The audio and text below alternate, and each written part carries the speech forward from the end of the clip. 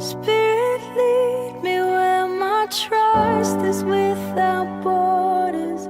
Let me walk upon the waters wherever you would call me. Take me deeper than my feet could ever wander, and my faith would be made stronger in the presence of my Savior. Spirit, lead me where my trust is without borders. Vamos a hacer juntos la lectura de esta porción de Ruth, capítulo 1, versos del 1 al 18. ¿Ya lo tenemos? Yo voy a leer el verso 1, ustedes el verso 2, sucesivamente así nos vamos hasta que todos leamos el verso 18. Y dice así la palabra del Señor. Aconteció que en los días que gobernaban los jueces, que hubo hambre en la tierra, y un varón de Belén de Judá fue a morar en los campos de Moab, él y su mujer y 2 hijos suyos. El nombre de aquel varón era Elimelech, y el de su mujer Noemí, y los nombres de sus hijos eran Mahlón y Kelión, extranjeros de Belén de Judá. Llegaron pues a Moab y se quedaron allí. Y murió Elimelech, marido de Noemí, y quedó ella con sus 2 hijos. Los cuales tomaron para sí mujeres moabitas. El nombre de una era Orfa, y el nombre de otra era Ruth, y habitaron allí unos días. Y murieron también los 2, Mahlón y Kelión, quedando así la mujer desamparada de sus 2 hijos y de su marido. Entonces se levantó con sus nueras, regresó a su campo de Moab, porque vio en el campo de Moab que Jehová había despejado a su pueblo para dar paz. Salió pues del lugar donde había estado y con ella sus 2 nueras, y comenzaron a caminar para volverse a la tierra de Judá. Y Noemí dijo a sus 2 nueras: andad, volveos cada una a la casa de su madre. Jehová haga con vosotras misericordia, como la habéis hecho con mis muertos y conmigo. Os conceda Jehová que halléis descanso, cada una en casa de su marido. Luego las besó y ellas alzaron su voz y lloraron.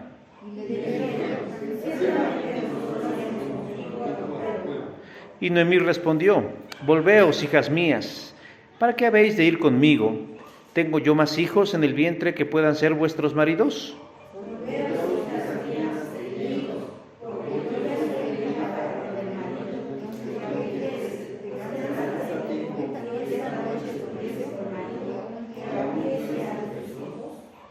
¿Habías vosotras de esperarlos hasta que fuesen grandes? ¿Habías de quedaros sin casar por amor a ellos?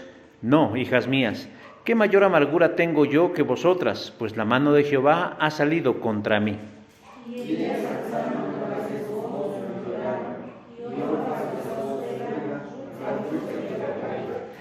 Y Noemí dijo: he aquí tu cuñada se ha vuelto a su pueblo y a sus dioses, vuélvete tú tras ella.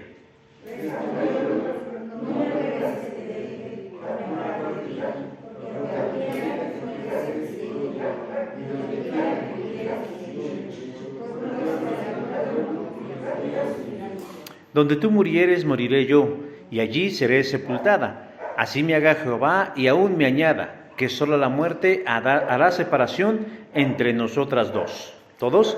Y viendo Noemí que estaba tan resuelta a ir con ella, no dijo más. Amén. Pueden tomar sus lugares. Vamos a probar si hoy no me caigo.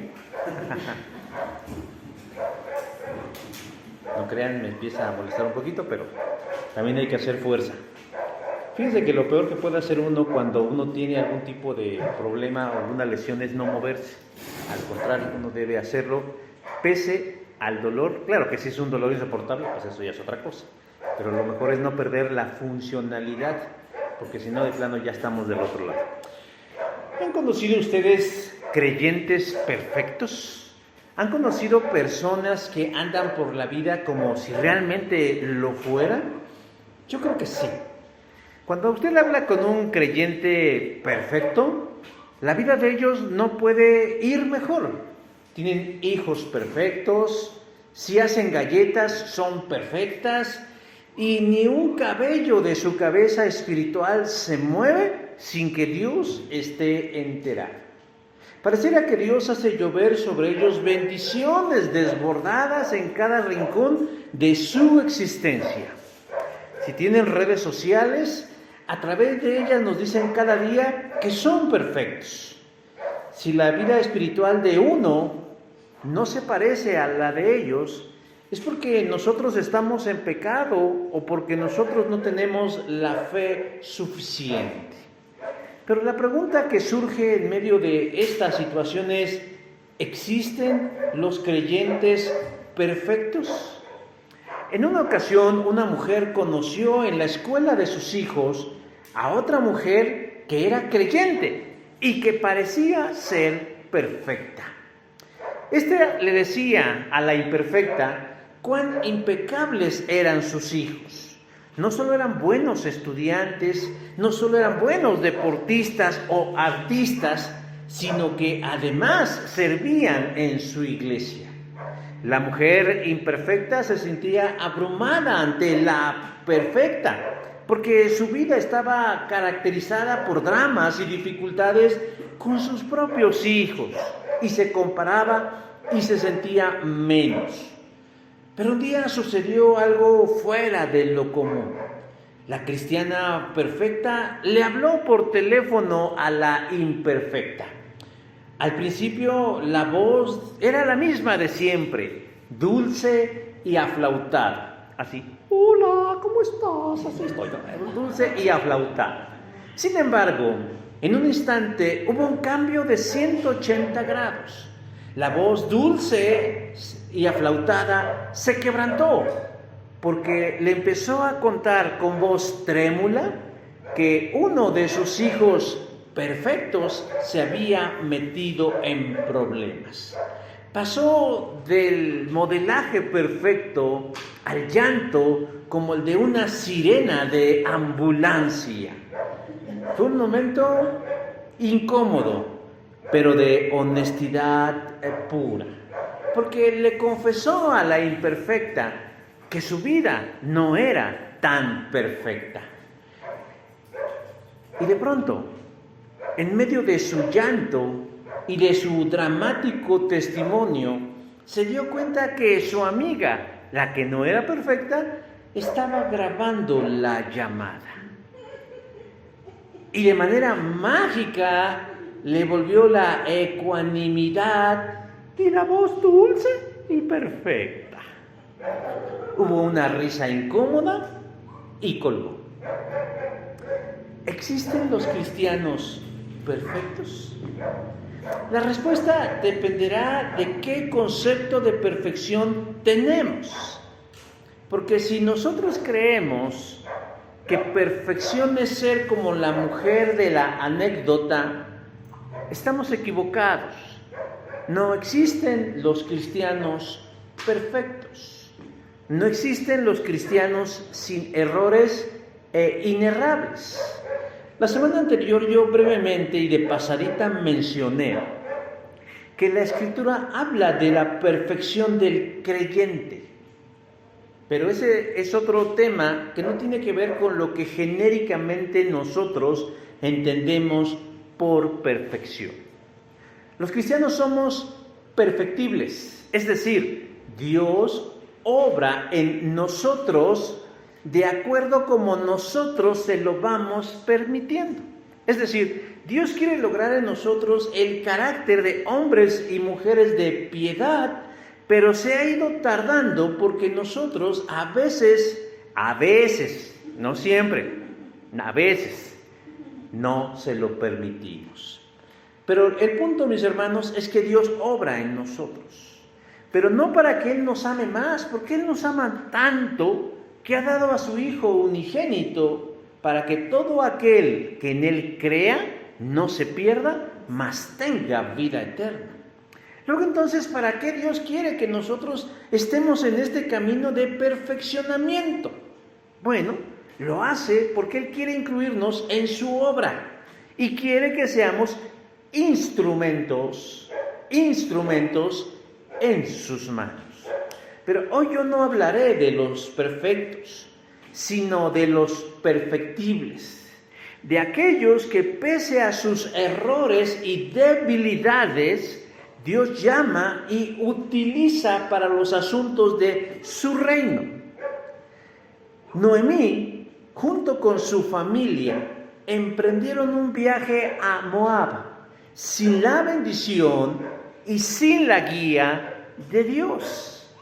Pero ya estando en Moab, Noemí cometió el segundo error de consentir que sus hijos se unieran en matrimonio con mujeres paganas, contrario a la instrucción de Deuteronomio capítulo 7, verso 3.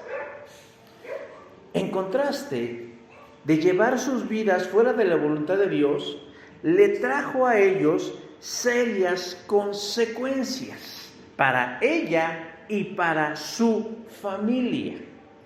Como ya leímos, murió Elimelech, el esposo de Noemí, y tiempo después murieron sus 2 hijos. Alguien podría pensar esto como el resultado de un castigo divino, pero no es así. Es el resultado natural de vivir apartado de Dios y de su voluntad. Podemos decir entonces que Noemí es el clásico ejemplo de lo que no debe ser un cristiano perfecto. Sin obstante, Noemí reivindicó su camino y Dios la utilizó, convirtiéndola en un poderoso testimonio para alguien que iba a ser adoptada por Dios e incluirla en su plan redentor. Y ahorita vamos a ver por qué digo esto.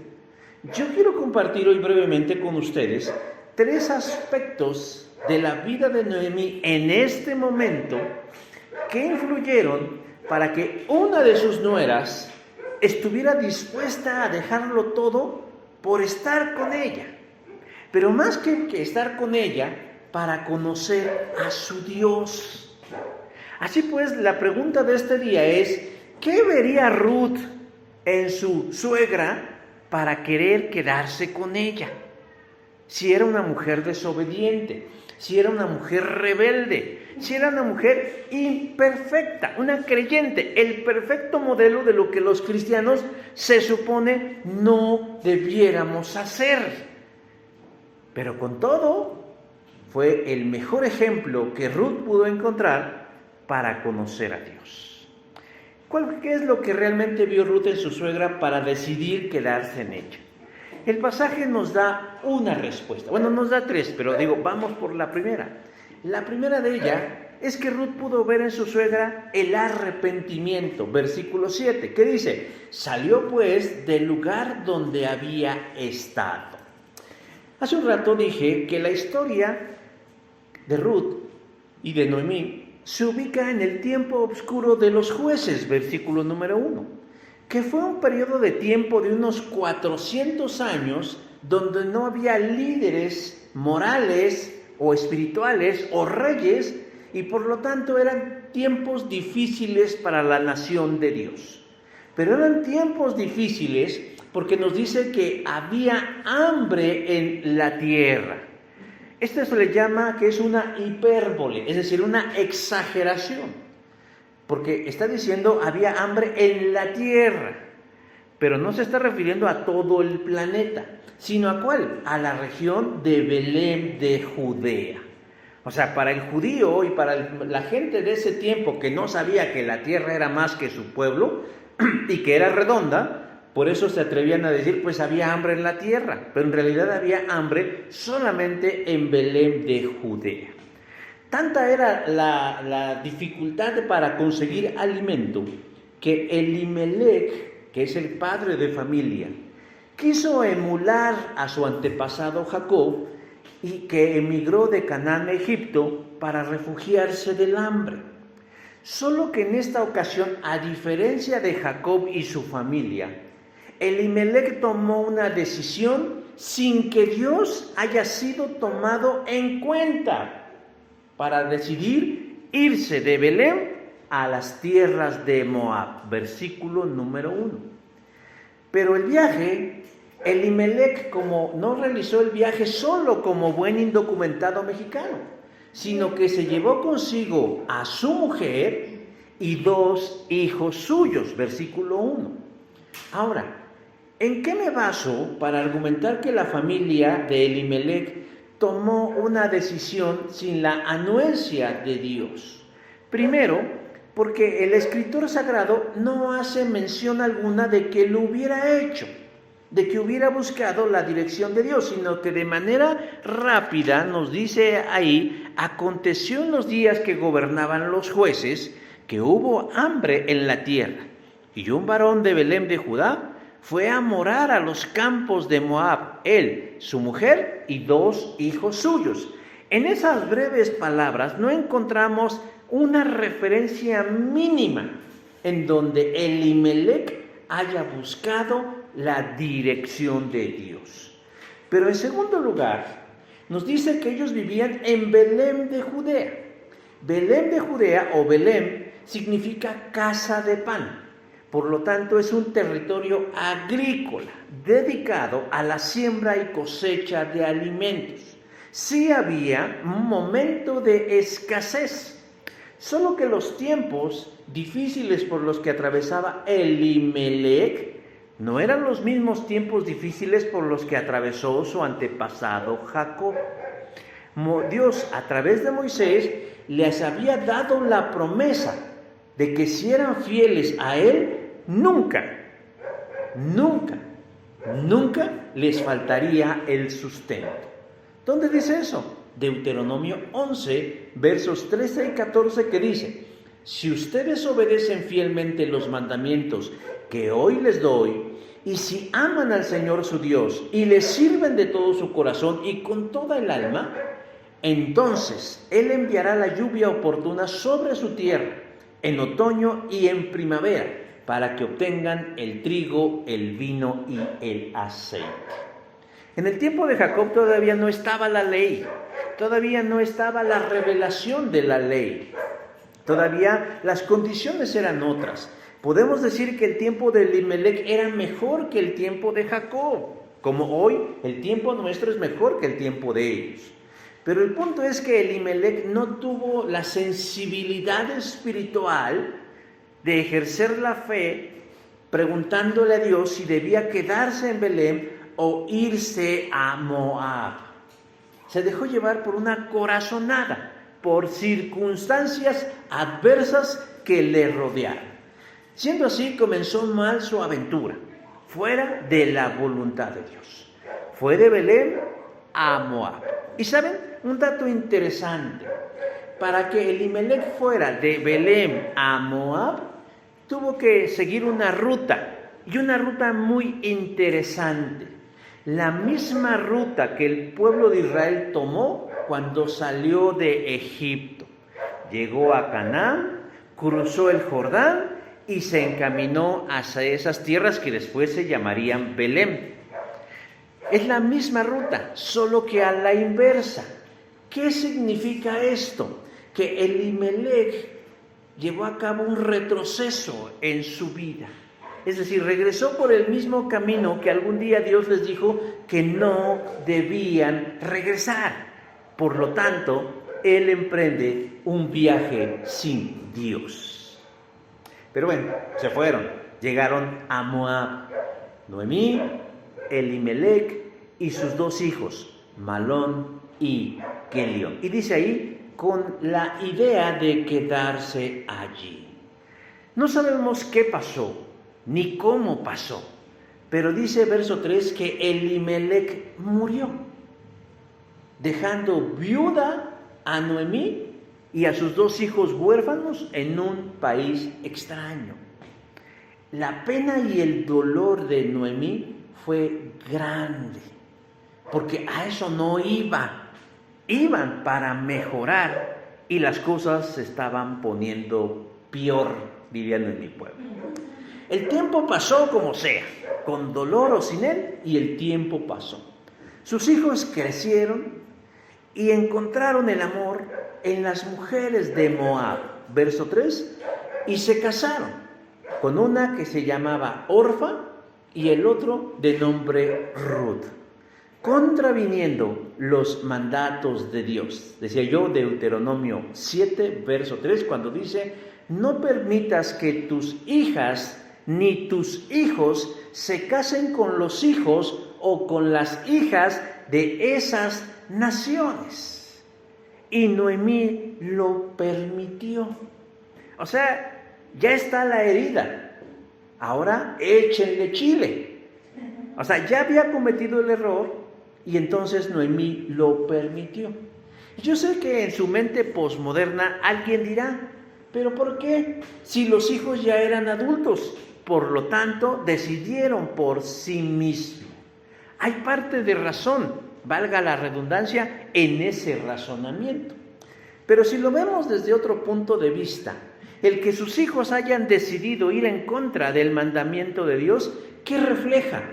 Que en sí ellos, Elimelec y Noemí, fracasaron en la crianza de sus hijos. Es decir, no sembraron desde pequeños la idea de obedecer los mandamientos de Dios. No los guiaron de manera correcta desde pequeños. Por ende, ellos como adultos tomaron decisiones contrarias a la palabra de Dios. Si usted siembra maíz, ¿qué espera que le salga? ¿Manzanas? No. Si usted siembra trigo, ¿qué espera que le salga? ¿Girasoles? No. Si nosotros sembramos una semilla en específico, melón, ¿qué esperamos? Pues que salgan melones. Si nosotros sembramos en nuestros hijos la palabra del Señor, por ende ellos cosecharán, pese a sus errores y a sus tropiezos, la voluntad del Señor. Pero si los hijos no cosechamos en ellos la semilla que sembramos, entonces sí es nuestra responsabilidad. Pero bueno, no todo está perdido. No todo está perdido. Porque en Dios siempre hay una esperanza. Tiempo después, Malón y Querión también murieron. No sabemos de qué y no sabemos cómo. Y entonces, como dice el viejo y conocido refrán, ya éramos muchos y la abuela parió. Es decir, había una viuda y de pronto ya tenemos 3 viudas: Noemí, Orfa y Ruth. Y eso, hermanos, ya es una tragedia. Porque por lo menos, mire, el sufrimiento obra así. No todos sufrimos al mismo tiempo, qué bueno. Porque alguien tiene que brindar consuelo. Consuelo, ¿verdad? A mí por eso me cae mal la hermana Consuelo, que ella siempre brinda. No, no es cierto. No, el sufrimiento obra así, hermanos. No todos sufrimos en el mismo tiempo. Algunos tienen que estar bien para consolar a los dolientes. Y de manera simultánea, hermanos, así nos debemos ir moviendo. Cuando a mí me toque sufrir, me encantaría que me consolaran. Y cuando ustedes sufran, yo puedo consolarles. Pero cuando todos sufrimos, cuando en esa casa, hermanos, son 3 llantos, 3 corazones, 3 dolores, 3 pérdidas, 3 duelos, podemos decir, hermanos, eso es una tragedia. Y si a eso le sumamos que están en un país extranjero, en donde las cosas se supone eran para mejorar y ahora son peores. Son peores. ¿Por qué? Porque ser viuda y sin hijos es lo peor que le podía pasar a una mujer en ese momento. La coloca en el peldaño más bajo de la escala social. Por eso el texto dice, verso 5, que estaba como desamparada. Pero yo lo diría en manera plural, desamparadas, porque ni Orfa ni Ruth tenían hijos. Por lo tanto, Noemí y sus nueras no tiene quien las redima, quien las salve o quien las ayude. Y las coloca a la deriva, a expensas de abuso y de abusadores. Entonces, tratemos de ponernos por un instante en el lugar de estas mujeres e imaginarnos el cúmulo de emociones y sentimientos que inundaron su corazón y su cabeza. Entre ellos, la culpa. ¿Qué habré hecho mal? ¿Por qué salimos de nuestra tierra? Debimos haber escuchado. Mejor hubiera sido habernos quedado donde estábamos y muy probablemente las cosas serían distintas. Pero eso nunca lo sabremos. Y es aquí, hermanos, donde empieza Dios a mirar a Noemí con ojos distintos. Porque a pesar de lo duro que estaba atravesando cada una de ellas, de la recriminación, de la culpa y de todos, Dios condujo el corazón de Noemí al mejor de los refugios, al mejor de los lugares en donde nosotros nos podemos encontrar en la vida. ¿Y sabe cuál es? El corazón de Dios.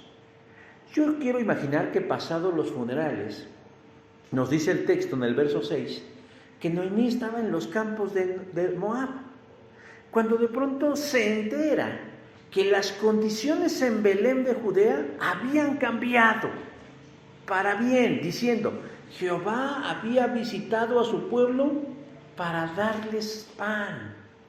Han pasado 10 años y las condiciones de vida en Judea, en Belén de Judea, ahora son mejores.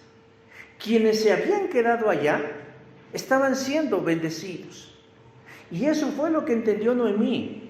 Por lo tanto, en el corazón de Noemí se enciende la llama de la fe y se da cuenta que efectivamente había tomado una mala decisión, pero que ahora ella puede volver a gozar del favor de Dios. Y entonces toma una decisión importante. No solo sentirse mal y recriminarse a sí misma que todo es culpa suya, sino decide actuar en consecuencia y hace uso de un recurso llamado arrepentimiento. Dice el texto: salió pues del lugar donde había estado. Noemí tomó sus tiliches y encaminó sus pasos saliendo de Moab. Tomó la decisión, no lo pensó, no se quedó simplemente contemplando la posibilidad o soñando en un futuro mejor, sino que actuó, versículo 7, para volverse a la tierra de Judá. La palabra hebrea de la que tradujeron volverse es shub, que significa cambiar, retomar o arrepentirse. En el Nuevo Testamento el concepto del arrepentimiento es más claro, porque ya no solamente es regresar o volver, sino es tomar la dirección contraria por la que hemos ido y regresarnos a Dios. La gente se siente mal y dice: es que estoy arrepentido porque bebí, porque golpeé, porque ofendí, porque no tomé en cuenta a Dios y me siento mal, me carcome la culpa, y ellos piensan que eso es arrepentimiento. Puede ser una parte del arrepentimiento, pero el arrepentimiento, dicen los expertos, era una palabra militar, en donde iban los soldados en una dirección y les decían: arrepiéntete. ¿Y qué hacían ellos? Tomaban dirección contraria de donde iban y caminaban hacia esa otra dirección. En este caso, Noemí junto con su familia habían ido a Moab. Ahora, si ellos querían gozar del favor de Dios, ¿qué tenían que hacer? Arrepentirse. Bueno, ella, porque ya los otros ya habían muerto. ¿Y qué era? Tomar dirección de regreso hacia donde Dios estaba dando bendiciones. De tal manera, mis hermanos y hermanas, no se trata solo de sentirnos mal por hacer lo malo, sino de tomar acciones de cambio para hacer el bien. Y Noemí rectificó su camino en tiempos de crisis, en tiempos de dolor, resultado de sus malas decisiones. Y entonces ahora toma la mejor decisión de su vida. ¿Cuál es? De regresarse con Dios, confiada en que Él le va a dar una nueva oportunidad. Mientras todo está pasando, ¿Qué hacen Orfa y Ruth? La observan, la conocen, han vivido con ella. Pero eso empieza a sacudir el corazón de Ruth, sembrando en ella la idea de que el Dios ese del que habla Noemí es distinto a los dioses de ella, porque los dioses moabitas eran implacables.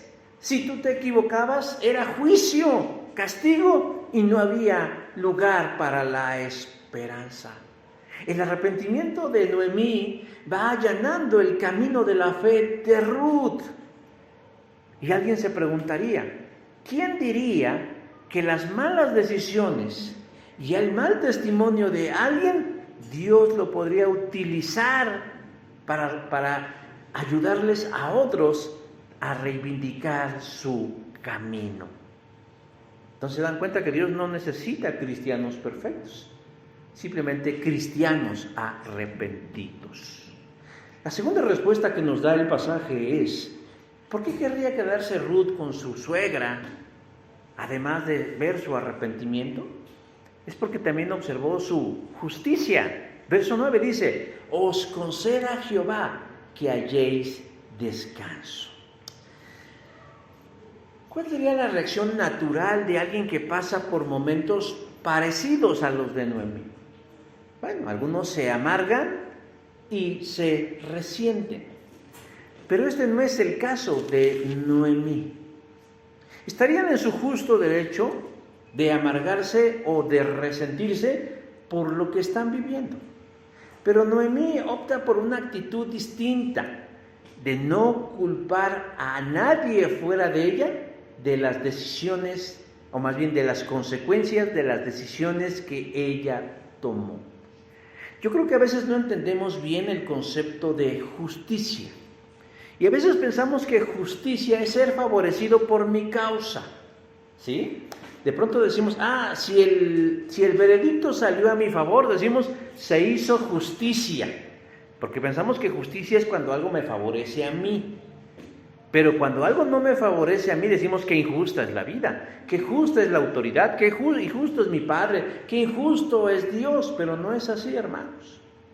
La justicia, dice el diccionario, es una acción moral y objetiva de actuar y juzgar, respetando la verdad y la realidad en aras de que uno reciba lo que le corresponde, no más y no menos. A veces los cristianos creemos que debemos ser buenos, pero también debemos pensar que debemos ser justos y dar a cada uno la justa medida por sus actos. Bueno, vamos a ponerlo en claro. Ya dijimos que Elimelec y Noemí tomaron la decisión independiente de Dios de irse de Belén de Judea a probar suerte en Moab. Ellos, en un acto libre de su voluntad, decidieron. ¿Qué influyó para que ellos decidieran eso? Sus circunstancias. Y razonaron. Y dijeron, me parece que esto se va a poner peor.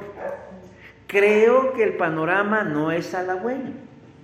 Lo mejor que podemos hacer, entonces ellos estuvieron ¿en qué? En base a su razonamiento. Decíamos, no hay una evidencia en donde ellos le preguntaran al sabio de sabios qué era lo mejor. De tal manera que entonces, ¿a quién podrían culpar ellos de la decisión que tomaron? ¿A Dios? No, porque Dios no los mandó. Los responsables eran Noemí y Elimelec. Ellos eran los responsables. Entonces lo que les pasa es justo. Deje usted si es bueno o es malo, es justo. Porque ellos decidieron actuar fuera de la voluntad de Dios. Eso es lo justo. Aunque no nos guste, es lo justo. No le consultaron a Dios, lo hicieron ajenos a Dios, pues es justo que les pasara lo que les pasara. Bueno, llegan a Moab y misteriosamente Elimelec se muere. Y no sabemos por qué o cómo, se muere. ¿Quién es el responsable de la muerte de Elimelec? ¿Dios? ¿Noemí? ¿Elimelec? No, hermanos. No. ¿Sabe por qué se murió Elimelech? Porque la gente tiende a morirse. Yo no sé si ustedes habían dado cuenta. Pero yo no sé por qué de pronto nosotros, sobre todo los cristianos, creemos que no nos vamos a morir. O el ser humano de manera natural cree que no va a morir. O que a ellos no les toca, que se mueran otros, pero yo no. Pero la idea, hermanos, es decir, el ser humano tiene que tener una conciencia clara. Las personas mueren y así es la vida. Sé que no es una respuesta fácil, porque si fuera una respuesta fácil, la aceptaríamos fácilmente. Pero todos los días mueren personas, hombres, mujeres, niños, ancianos, cristianos y no cristianos. Pero bueno, de eso nadie es responsable, porque así es este mundo. Y hasta el día que entendamos y aceptemos que así es este mundo y así es esta vida, nos vamos a quitar un peso muy grande de la espalda. No estoy hablando de que no nos duela o que no sintamos, pero entonces dejaremos esa actitud absurda de preguntar ¿por qué? Porque nadie nos va a dar una respuesta. Nadie. Ni un pastor, ni un líder, ni un médico. Bueno, y el que podría dárnosla tampoco nos las va a dar. Entonces, ¿para qué nos desgastamos? Bueno, el punto es que nadie es culpable.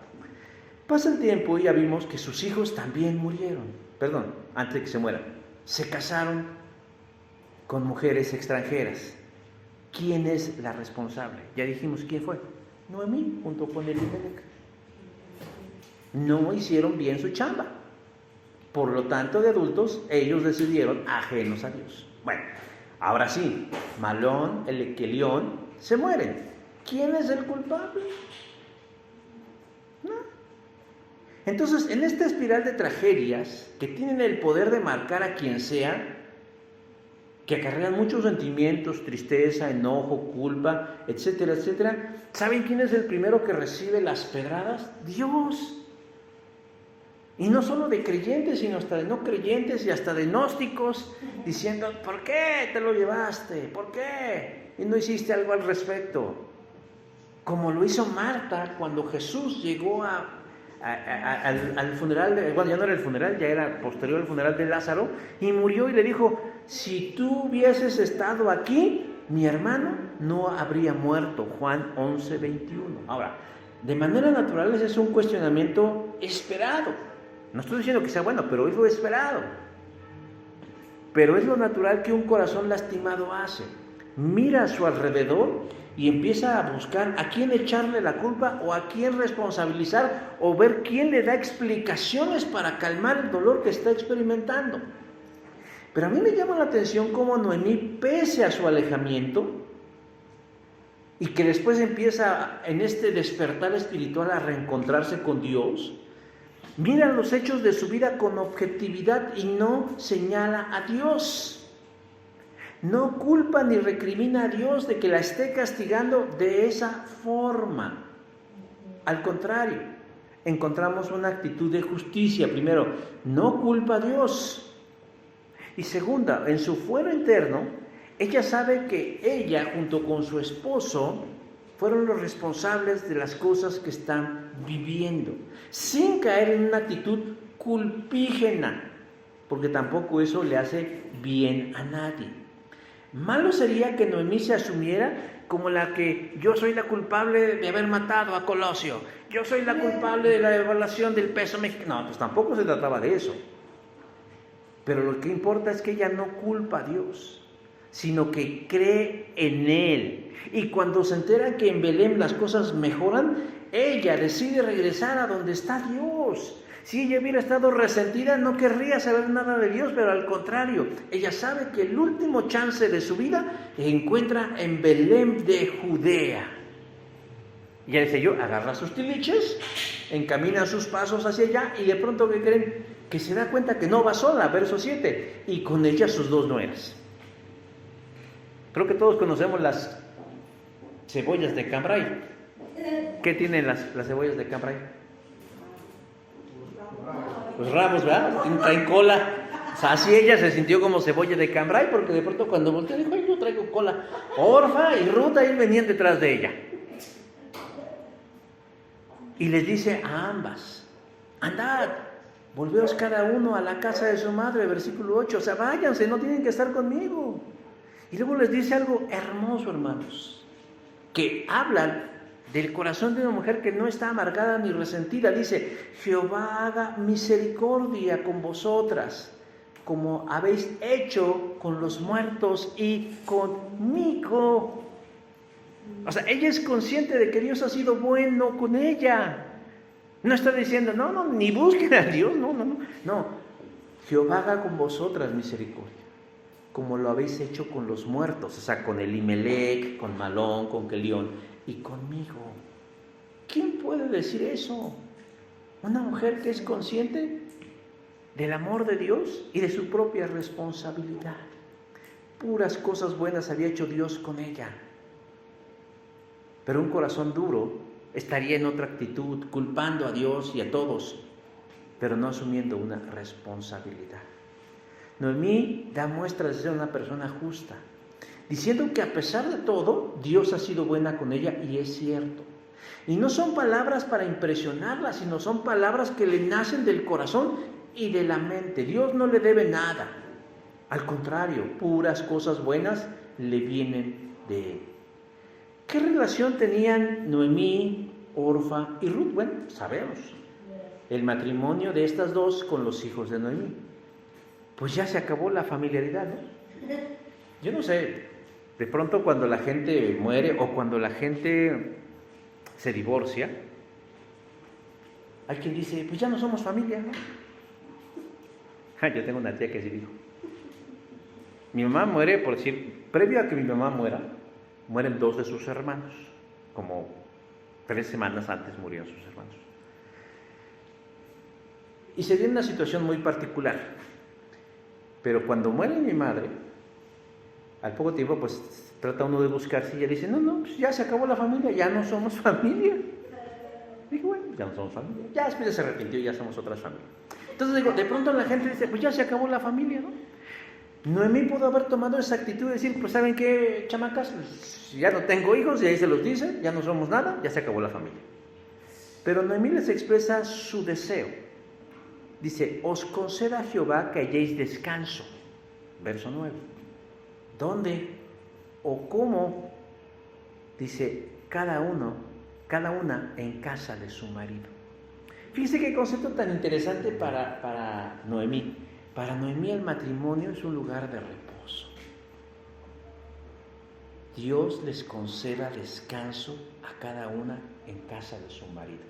En otras palabras, y traduciéndola en un lenguaje que más podamos entender, que Dios les conceda la oportunidad de encontrar otra vez el amor y hayan reposo. ¡Wow! Siempre dicen que las suegras son las serpientes del Edén. Digo, eso dicen. Tony Camargo dice otra cosa, ¿no? ¿Qué dice Tony Camargo? A ver. ¿No sabe, hermana? ¿Qué dice Tony Camargo? ¿Alguien sabe qué dijo Tony Camargo acerca de las suegras? Me encontré una chiva, una burra ciega y una buena suegra. O sea, así dice la canción. Eso dice la canción. O sea, muy pocos pueden decir eso. Yo no sé por qué, pero muy pocos pueden decir eso. Pero el punto aquí es que Noemí era una buena suegra.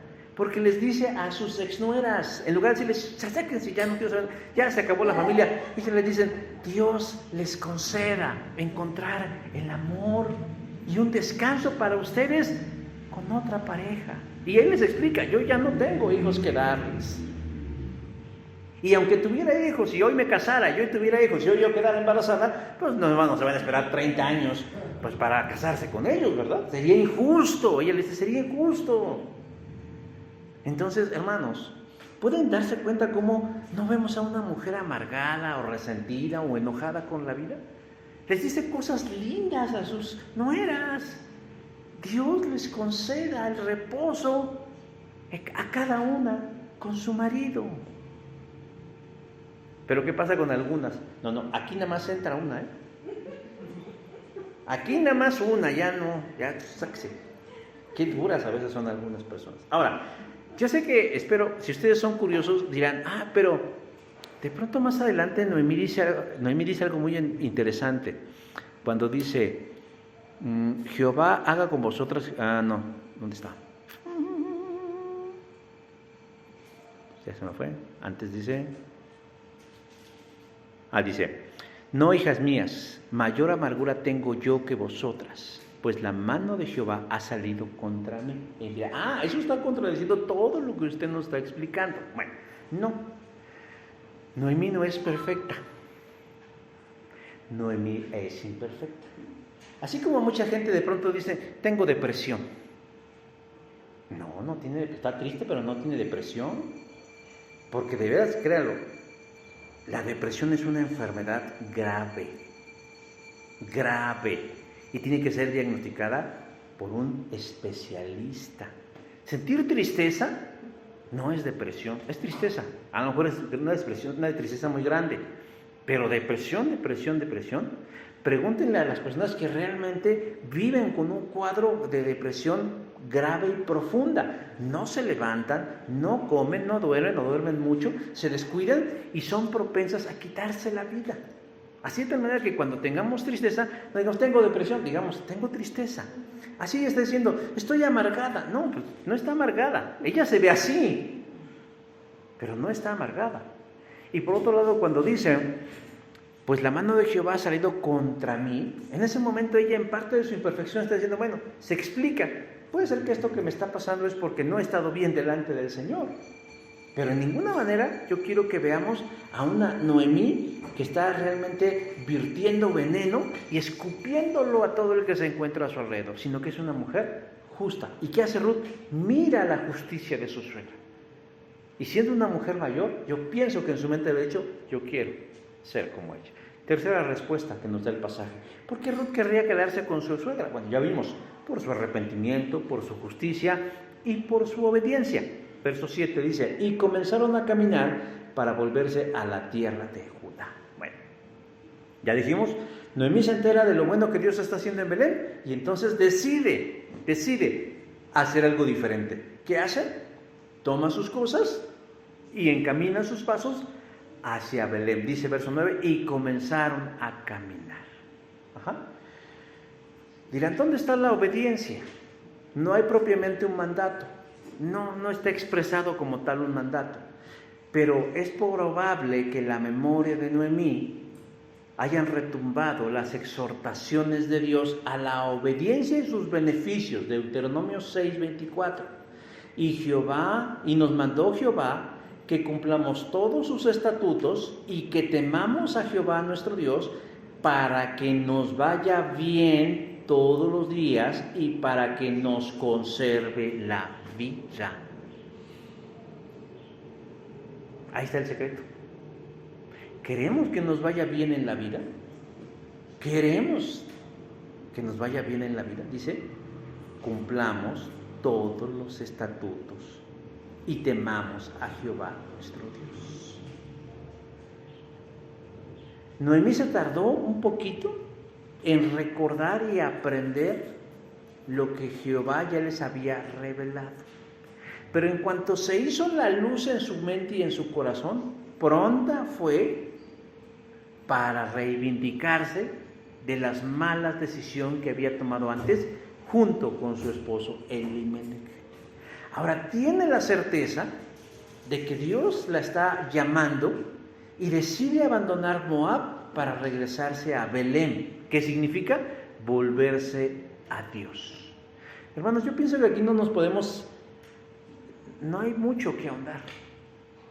Porque de pronto decir, aquí me va a echar una hora tratando de persuadirles a la obediencia, pues no es que fuera inútil, sino más bien yo creo que no hay atajos o rebajas para la obediencia a Dios.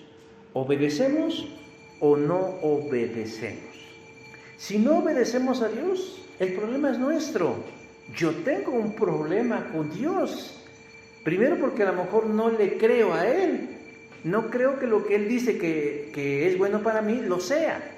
Y eso, además de que es un acto de rebeldía, es un acto de altivez y de soberbia. Tú no vas a saber lo que es mejor para mí. ¿Cómo lo vas a saber? ¿Sí? ¿Qué te crees que eres? Nadie, nada más Dios, ¿verdad? Casi nadie. Dios, el creador de todas las cosas. Él está en una perspectiva distinta. Ahora que he estado viendo con mi hija esto de que aprenda a manejar, de pronto ella dice, es que yo veo videos vistos desde arriba, de cómo se estaciona uno en 3 tiempos. Y miren, se ve tan fácil, pero cuando está uno abajo y aprendiendo peor, uno dice que 3 tiempos, 3 horas para quedar chueco. ¿Pero por qué pues cuando se ve desde arriba se ve distinto? Porque es otra perspectiva. Dios ve la vida nuestra desde una perspectiva más clara. Él sabe para dónde encaminamos nuestros pasos. Y por eso nos dice por ahí no, por ahí sí, por aquí sí, por allá no. Pero como nosotros somos necios y obstinados, decimos, no, ¿qué 3 tiempos, Dios? Yo me voy a estacionar en 3 años. Noemí se estacionó en 10. Y se dio unos topes de la vida tan graves y tan dolorosos, todo por no hacerle caso a Dios. Noemí tomó sus chivas y decidió obedecer a Dios, regresando a su casa, de la cual no debió salir. Y nuevamente, Orfa y Ruth son testigos de su obediencia. Noemí despide a sus nueras a que sigan sus vidas, porque ella ya no tiene más que ofrecerles. Versos del 8 al 13. Orfa y Ruth se conmueven y lloran, pero eso no persuade a Noemí a dejarlas quedar, sino que les dice que sigan su camino. ¿Por qué desearían quedarse con Noemí? ¿Por culpa? Ay, ¿cómo vamos a dejar sola a esta viejita? ¿No? A lo mejor nos quedamos con ella. ¿Por comodidad? Pues como sea, a lo mejor Noemí ya tenía casa, ¿no? Sí, ¿dónde vamos a conseguir casa? Si ya la suegra aquí nos acepta. No. Por compromiso, pues es que uno es familia hasta el fin de las cosas. Por costumbre, porque también la costumbre pesa, ¿no? Hasta dicen que es más fuerte que el amor. O por amor. Pero miren, cualquiera que sea la razón, lo cierto es que Orfa, al final de cuentas, decidió no quedarse. Lloró y todo lo que ustedes quieran, pero dicen que se despidió de Noemí. No así Ruth. Ruth no se va. Y entonces Noemí, cuando ve que Ruth no se va, le dice, verso 15, vuélvete tú tras ella, síguela. Pero entonces Ruth abre su corazón y hace una de las declaraciones más hermosas que podamos encontrar en la vida, hermanos. No solo en la Biblia, en la vida. Que por cierto la utilizan mal, porque esta es una declaración de una nuera a su suegra y no de una pareja a la otra. Ya ven que luego las invitaciones de boda ponen las palabras de Ruth, que bueno, podrían tener la misma profundidad. Pero le dice, no me ruegues que te deje y que me aparte de ti, porque donde quiera que tú fueres, iré yo, y donde quieras que vivieres, viviré. Tu pueblo será mi pueblo, y tu Dios será mi Dios. Ahí ya de plano salió del closet Ruth. Y dijo, ¿sabes qué? A mí lo que me interesa es el Dios en el que tú crees. Porque si el Dios en el que tú crees te llevó de la tragedia a la esperanza, hay que acordarse que Ruth también es una viuda. Hay que acordarse que Ruth también es una desamparada. Hay que acordarse que Ruth también es una mujer abandonada por la vida y víctima de su entorno. ¿Y qué está buscando ella? Una mejor forma de vivir. ¿Saben? Yo me quedé pensando mucho en el caso de Ruth, porque leí todo el libro de Ruth. Y me quedé pensando que Ruth nos representa a nosotros, a los gentiles, a los que no somos judíos, a los que no somos hebreos, a los que no somos del linaje de Abraham, de Isaac y de Jacob. Porque las promesas estaban primordialmente destinadas para el pueblo de Dios. Todo lo que yo acabo de decir en relación a Noemí era para ella y su pueblo. Pero Dios extendió su amor hacia una moabita, hacia una extranjera, hacia una extraña, hacia una pagana, hacia una mujer que tenía otros dioses y otra visión distinta de la vida. y Dios sembró en su corazón la semilla de la fe y la semilla de la verdad. Y es a través del testimonio imperfecto de Noemí, de su arrepentimiento, de su justicia y de su obediencia, por lo que se clarificó en la mente de Ruth la idea de que valía la pena seguir a esa mujer que la iba a conducir a conocer al Dios verdadero. Tu pueblo será mi pueblo y tu Dios será mi Dios. Donde quiera que tú murieres, moriré yo, y allí seré sepultada. Así me haga Jehová, y aún me añada, que solo la muerte hará separación entre nosotras dos. De alguna manera, hermanos, este es un acto de adopción de parte de Dios hacia Ruth, porque ella estaba fuera de las promesas. Y ella tenía una gama de dioses extraños, pero ninguno como el Dios de Noemí, capaz de hacer en la vida de quien cree y de quien lo busca las maravillas que iba a empezar a hacer en la vida de Noemí. Dios honró la fe de esa mujer, y me refiero a Ruth, de una manera desmedida. ¿Por qué? Porque vino a ser parte de la genealogía del Mesías. El libro nos dice que ella se casó con un familiar de Noemí llamado Boz, y Boz vinieron a ser los padres ¿de quién? De Isaí, e Isaí vino a ser el padre de David, y la genealogía de Jesús viene en el linaje de David. Una extranjera, una moabita, una pagana convertida a los caminos de Dios. Yo le decía a mi esposa, me resulta increíble cómo con todo esto ella no perdió su identidad, porque hasta el día de hoy decimos Ruth la moabita. No decimos Ruth ya es la israelita, ¿no? No, es Ruth la moabita. Hay cristianos que quisieran ser judíos, ¿eh? Y hasta se ponen nombres así como de nombres judíos. No, yo me llamo Elimelech. Bueno, digo, a lo mejor lo hacen en un sentido, pero de veras, o que luego en sus templos ponen candelabros de 7 brazos y no sé qué tanto culto le quieren hacer al pueblo de Israel, pero se olvidan que dentro de la genealogía de Cristo hay una moabita y hay una cananea. A ver, díganme, le voy a dar una tostada de pata al que me diga quién es la cananea, que es parte de la genealogía de Jesús. A ver, Daniel. Rahab. Ahora, ahí sí somos un poquito injustos con Rahab, ¿eh? Porque siempre le recordamos su oficio. Qué gachos, ¿verdad? Pues nos dicen, ay, ahí viene fulano el marihuano, no, ahí viene el gay, hoy no, ya se escucharía gacho. Pero siempre que decimos Rahab la ramera, no, vamos a cambiarle, yo se lo sugiero. Mejor cuando digamos de Rahab, digamos la cananea. No sé cómo cuál sería el gentilicio de los de Jericó. La jeriquita, no, ¿verdad? No sé si es así, el gentilicio de Jericó, porque ya estaba en Jericó, ¿no? Pero bueno, como la población era Canaán, pues me dijimos la cananea, la jeriquilla, o ¿cómo sería? ¿La qué? No, bueno, no, la ira de Ops. Entonces, hermanos, Noemí fue un instrumento a través del cual esto fue posible.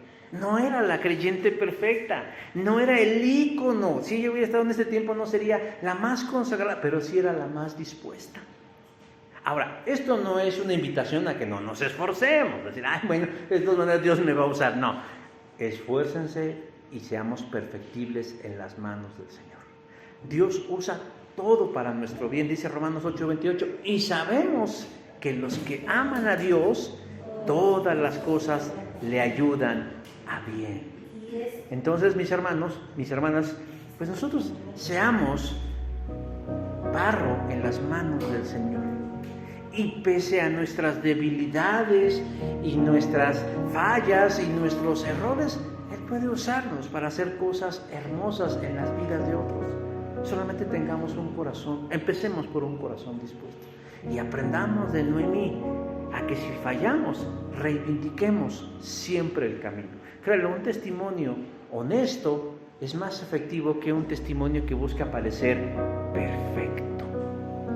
A mí no se me mueve un pelo, todo sale bien, no, todos somos humanos y estamos en el camino del Señor. Les invito a mis hermanos y hermanas que tengan a bien ponerse de pie y hagamos una oración por la exposición de su palabra.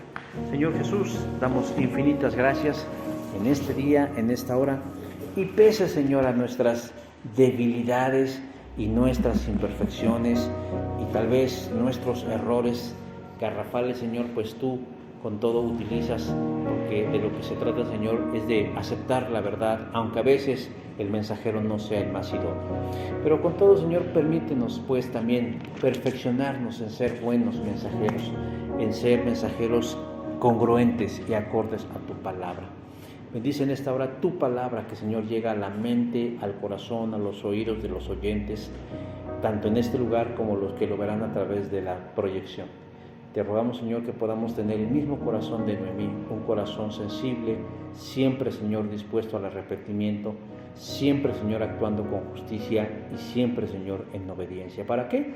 Para que muchas Ruth puedan llegar, Dios, al conocimiento de Jesucristo y hallen salvación y vida eterna. Te lo pedimos precisamente, Señor, en ese nombre maravilloso. Amén. Gracias, hermano.